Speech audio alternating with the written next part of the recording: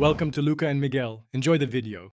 Open your document in Microsoft Word and save a backup copy first. Go to the Layout tab on the ribbon to find line numbers in the Page Setup group.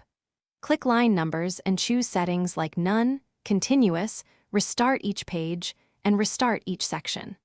Select line numbering options for advanced controls and then click Layout in the Page Setup dialog. Click Line Numbers again to open Detailed Options, where you can set starting number and count from margins or text.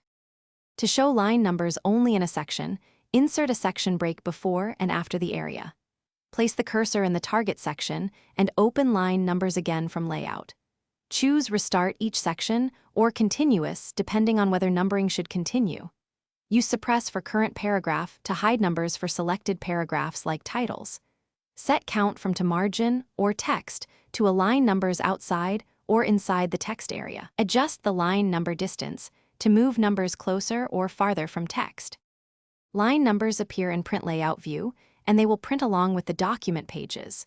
Switch to Print Layout before finalizing your numbering to verify placement. Remember that numbers show in body text but not in headers or footers by design. If you use Track Changes, line numbering remains stable while edits shift numbering dynamically.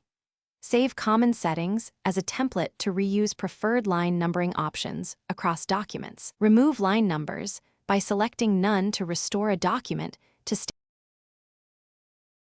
Thanks for watching and please subscribe. It's the best investment you'll ever make.